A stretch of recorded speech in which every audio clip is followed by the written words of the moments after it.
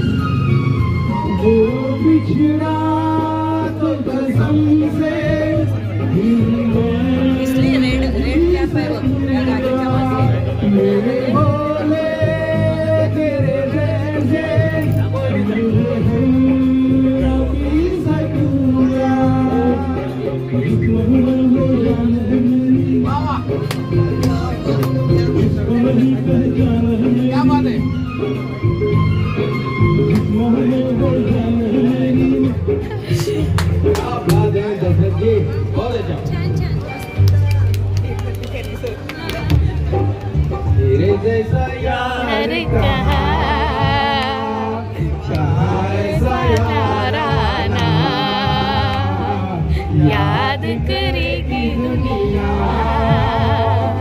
तेरा मेरा अफसाना, तेरे जैसा यार कहा ऐसा याराना, याद करेगी दुनिया तेरा मेरा अफसाना। ही मैफिल रात्री रंगणार होती, पण रात्री खूप लेट झाला होता, त्यामुळे सगळ्यांना आता जोश आला होता गाणी म्हणण्याचा। सो गाणी म्हणून झाल्यानंतर आम्ही निघालो पुन्हा गाडीमध्ये बसून लोहगडावरती जाण्यासाठी। आम्ही तिघी तर होतोच, पण सोबत पवार मॅडम आणि पवार सर दोघेही होते। सो आम्ही निघालो आता लोहगडावरती। चला तिकडे काय मजा मस्ती होती ती तुमच्याशी शेअर करते। गडाच्या पायऱ्यांच्या वरती किंवा गडावरती गेल्यानंतर तिथे माकडांचा खूप जास्त हे आहे, म्हणजे तिथे खूप जास्त माकडं आहेत। तुमच्या हातात ते सगळ्या वस्तू ते खेचून घेऊन जातात, खाऊ घेऊन जातात। आणि गडाच्या ह्या पायऱ्या चढताना खरंच खूप सुंदर वाटत होतं, कारण इतक्या वर्षानंतर ही पायऱ्या अजूनही जशाच्या तशा आहेत। जसजशा आम्ही गडाच्या पायऱ्या चढत होतो तसतसं आम्हाला हे निसर्गरम्य वातावरण आणि हे निसर्ग सौंदर्य दिसत होतं, डोंगर दऱ्या आणि इतकं सुंदर वातावरण होतं। खरंच खूप छान वाटत होतं। आणि संवेदनाची संपूर्ण टीम जर आपल्या संवेदनाबद्दल किंवा आमची जी संवेदना NGO आहे त्याच्याबद्दल माहिती घेत बोलत या निसर्गाचा आनंद लुटत होते आणि गड चढताना एकमेकांशी संवाद साधत होते की आपल्याला पुढे संवेदना फाउंडेशनतर्फे काय करायचं आहे याचाही आनंद घेत होते। आणि इतकं सुंदर वातावरण या लोहगडावरती आहे, खरंच खूप सुंदर आहे। आणि गडही अजून बघण्यासारखा आहे, म्हणजे प्रत्येकाने येऊन महाराजांच्याबद्दल ज्यांना म्हणजे माहिती घ्यायची असेल त्यांनी नक्कीच ह्या गडावरती यावं आणि एकदा अनुभव घ्यावा ह्या निसर्गरम्य वातावरणाचा, त्या गडाच्या सगळ्या माहितीचा। जसजसा हा गड चढत होतो त्यावेळेला सुंदर निसर्ग आम्ही बघतच होतो, पण त्यासोबतच जी हवा येत होती ना, जबरदस्त अशी हवा येत होती, त्याचाही अनुभव घेत होतो। आणि त्यासोबतच जिथं जिथं छान छान ठिकाणं आहेत त्या ठिकाणी सगळीकडे आम्ही फोटो पण काढत होतो, कारण हे एक क्षण आम्हाला साठवून ठेवायचे होते।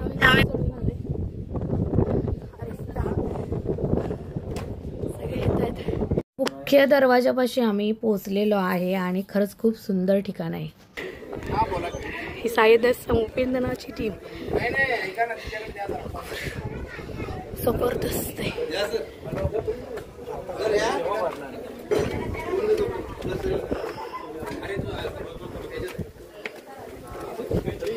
सर काय आली साहेब ना इथून काय आली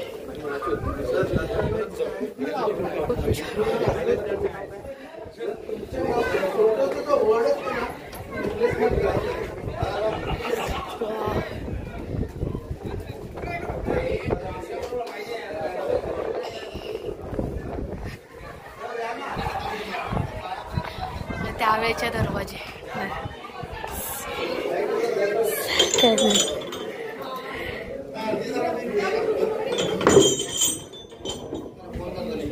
कसलं दणदणीत आहे. मस्त ना. पण त्यावेळेच्या लोकांना डोकी मात्र लय भारी होती ना. हा बघा ना कसं भारी आहे. अंधारात ना आता वाव हे बघा टेहळणी बुरुज काय मस्त आहे. ज्या वेळेला आम्ही गडावरती गेलो होतो त्यावेळेला तिथे शाळेच्या सहली पण आल्या होत्या.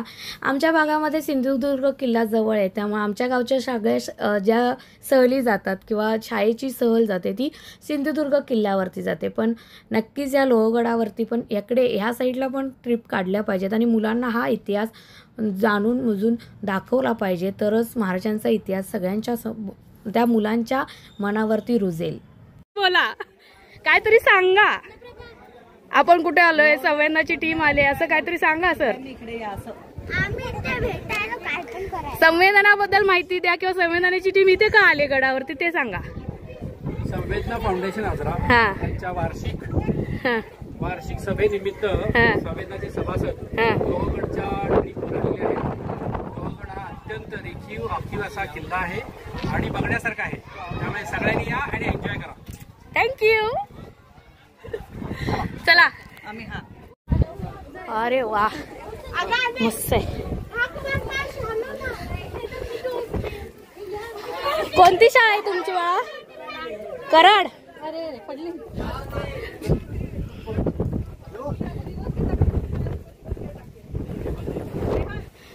किती प्रवेशद्वार आहेत. गडाच्या बद्दल सर्व माहिती दिलेली आहे सगळी.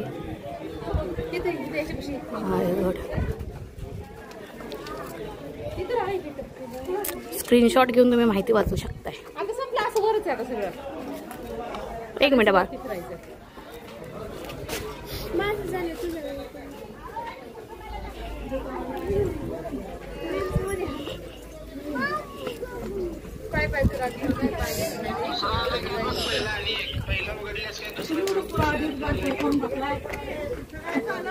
दुसरा पण नाही ओळखी पण नाही ऍप्लिकेशन नंबरच आला की नाही तुम्हाला मला 11/448. कुठे आहे आपली गँग.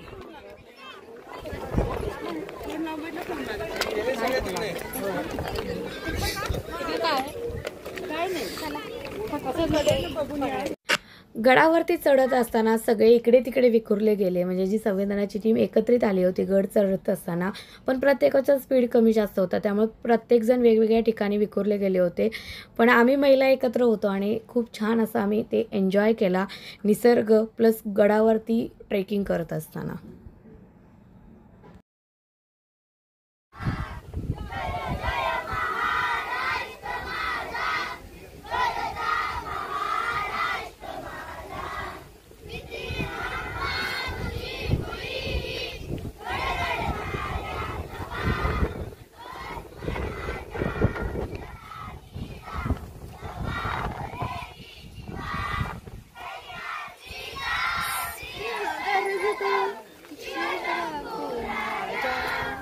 जय जय.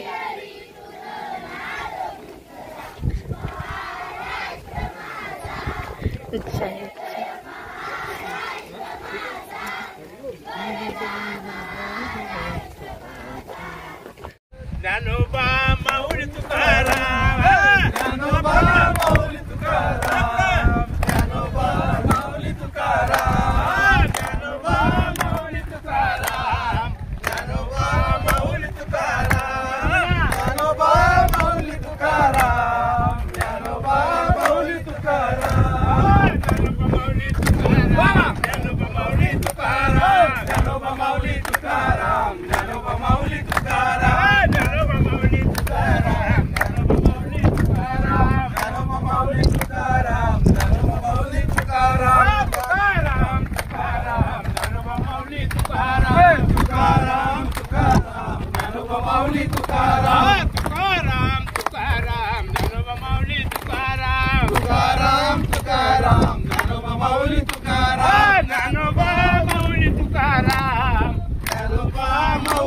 तुकाराम ज्ञानोबा माऊली तुकाराम ज्ञानोबा माऊली तुकाराम ज्ञानोबा माऊली तुकाराम जय भवानी जय शिवाजी जय भवानी जय शिवाजी हरे हरे महादेव हरे महादेव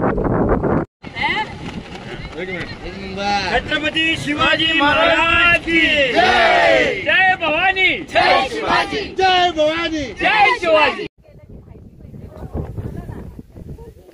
चला बाई चला.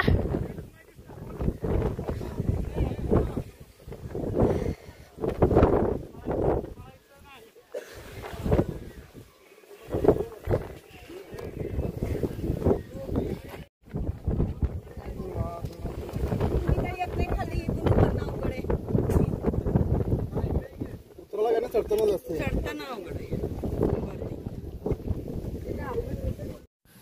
हा गड इतका सुंदर रेखीव आहे ना की अजूनही त्याच्या म्हणजे विटा जशाच्या तशा आहेत म्हटलं तरी चालेल आणि खूप छान आहे. सर्वांनी इथे येऊन भेट द्यावी अशी माझी खरंच इच्छा आहे.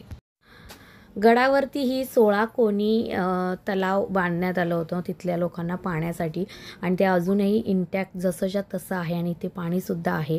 त्यामुळे खरंच खूप छान वाटलं.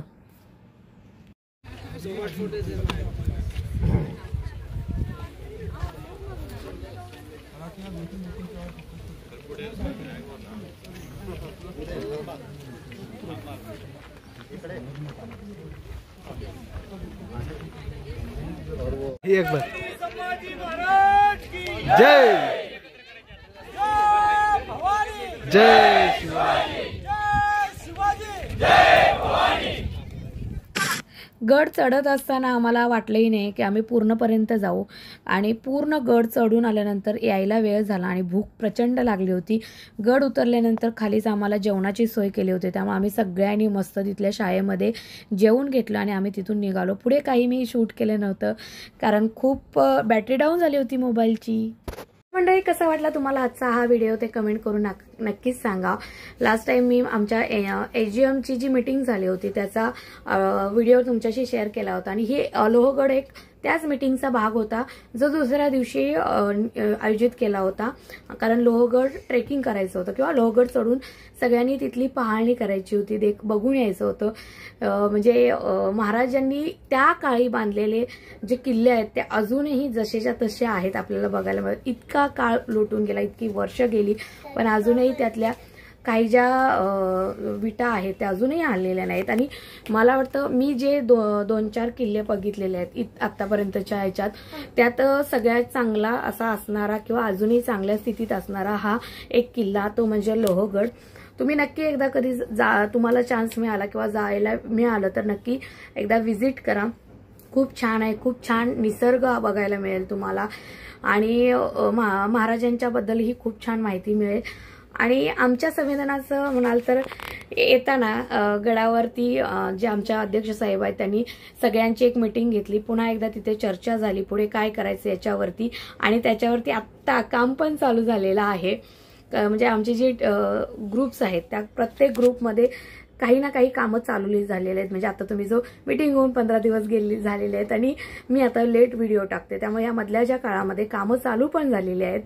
आणि असं हे आमचं आगळं वेगळं NGO आहे ज्यामध्ये मला वाटतं सगळ्यांनी येऊन सहभाग घ्यावा. फक्त आजरा तालुक्यातलीच पाहिजेत असं काही नाही. आमचा प्रयत्न आहे की हे आमचं NGO अख्ख्या देशभर सगळीकडे जावं, ज्यांना गरज आहे त्यांच्यापर्यंत ते पोचावं आणि ज्या मुलांना भविष्याची म्हणजे आता आमच्यासारखे पालक ज्यांना मार्गदर्शन मिळालं नाही की भविष्यात काय करायचं आहे त्या मुलांना किंवा आमची मुलं आहेत त्यांच्यासाठी मार्गदर्शनाचं एक काम करेल.